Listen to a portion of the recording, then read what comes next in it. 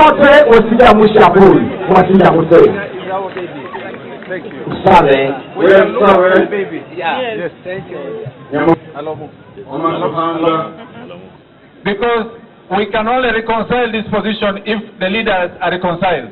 Tangana obolo unobangasa abebembete abantu bamabya nerahambanganako bimukayo y'umunahambe.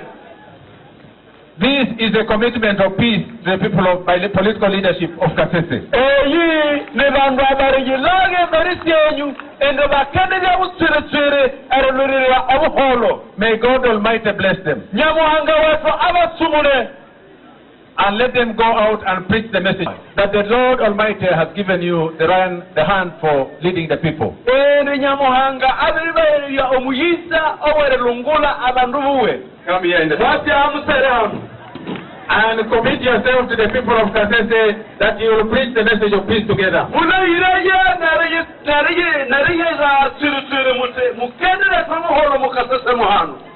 And you work together you commit yourself to work for peace in the region. And each other. God bless you. To the people of Kasese who have come, we are very grateful to you. I thank you. May the Lord Almighty touch your heart, touch your deep heart. Go back home. Speak one message of peace. Hold your hands together now as you leave. Stand up and hold your hands together. Thank you Almighty for listening to the people of God. Peace be to all of us.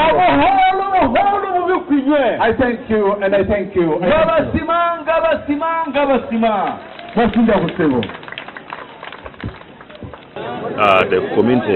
The communities that were fighting seemed not to understand that the only way to resolve a problem was coming on table and discussing. But some people, I think God talked to them and they realized that the best way is get together, understand your problems and forge out a way forward.